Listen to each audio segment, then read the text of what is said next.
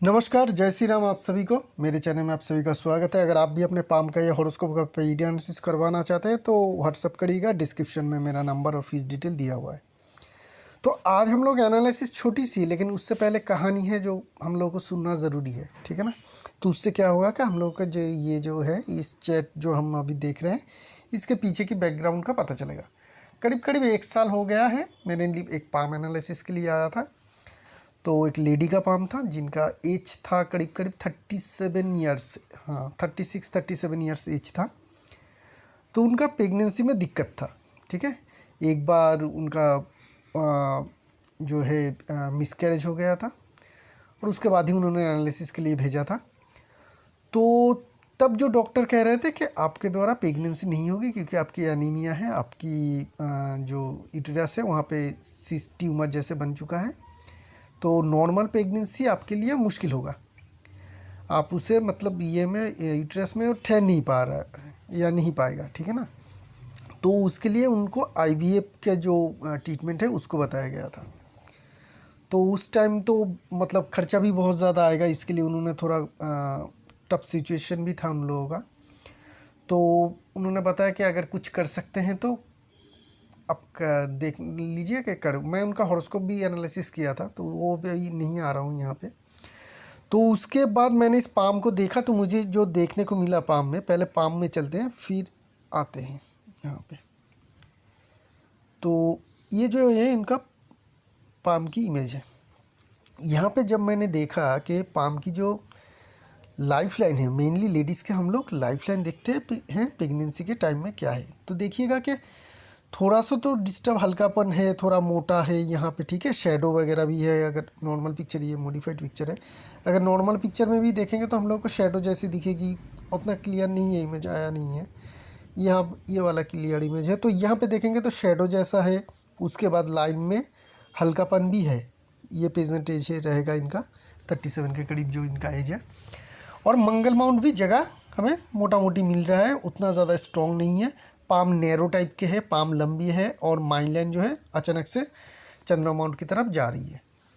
तो ये सारे सिचुएशन देख के मैंने इनके 2 रेट को डाल दिए, ठीक है ना। 2 रेट को डाल दिया। एक रेट को डाल से होगा नहीं, मुझे पता चल गया था क्योंकि ये एक रेट को डाल का काम नहीं है। तो मैंने इनको 2 रेट को डाल दिया, दोनों पाम में हाथ में पहनने के लिए।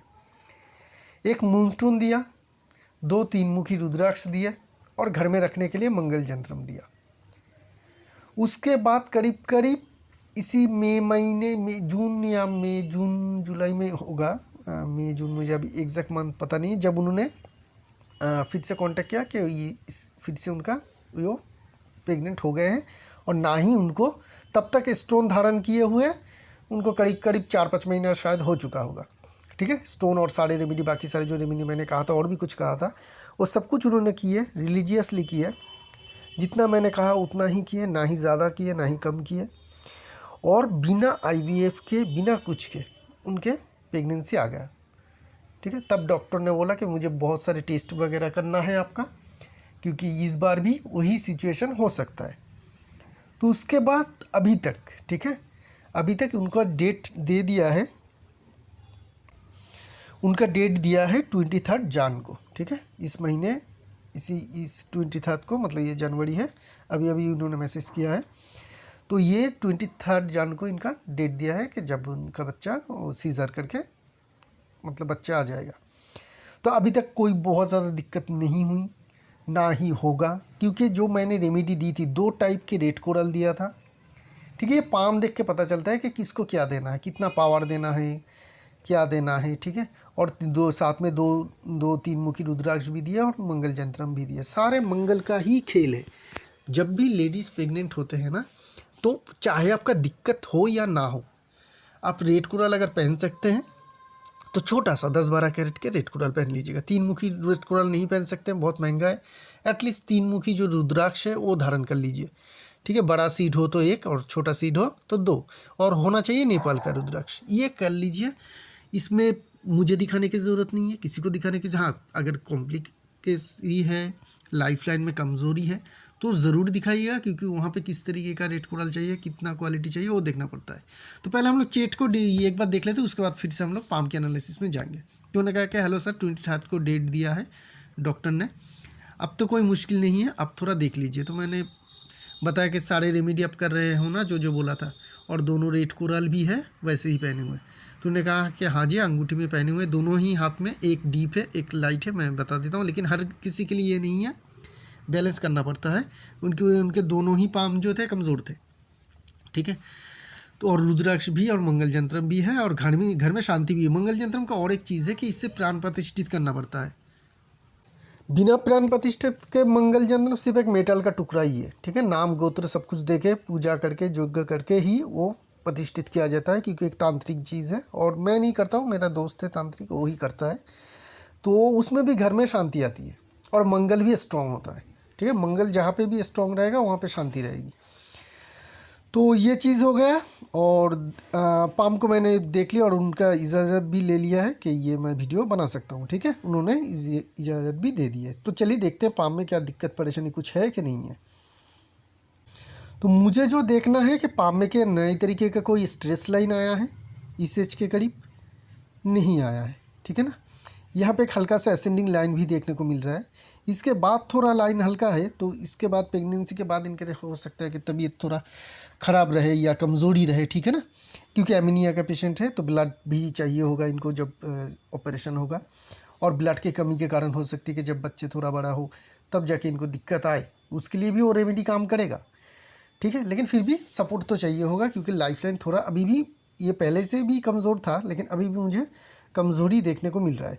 और कुछ नहीं है, 23 को आपको बहुत अच्छा से हो जाएगा, कोई दिक्कत परेशानी नहीं है। अभी तक जो डॉक्टर के IVF के इलाज के बिना, ये मेरा बहुत बड़ा सक्सेस है, ठीक है ना। ये मतलब जो आप लोग सुन रहे हैं शायद आप लोगों के लिए इतना बड़ा ना लगे, लेकिन ये बहुत बड़ा एक चैलेंज था, एक सक्सेस था। मेरे जो रेमेडी मैं दिया है, मैंने जो रेमेडी की, मतलब हम तो देते हैं रेमेडी, खुद ही मैंने खरीद के दिया था उनको, तो उसको भी देखना, टेस्ट करना ज़रूरत पड़ता है हम लोगों को कि क्या कितना काम किया, ठीक है। जहाँ पे डॉक्टर ने बोला था कि IVF के द्वारा ही इनका होगा, नॉर्मल प्रेगनेंसी इनका टिक नहीं पाएगा, वहाँ पे वो प्रेगनेंसी नॉर्मल टिकी, बच्चे का कोई आज तक कोई दिक्कत नहीं हुई। ओवेरी में जितने भी सारे डॉक्टर ने बहुत सारे उनका टेस्ट किया, बच्चे का भी टेस्ट किया, कुछ में कुछ कभी भी कोई दिक्कत नहीं आई, कोई परेशानी नहीं आई, और अभी तो डेट भी आ गया है, ठीक है। और आपको भी बहुत ज़्यादा और घबराने की ज़रूरत नहीं है, इतना दूर आप आ चुके हैं, तो ये भी बहुत आसानी से हो जाएगा।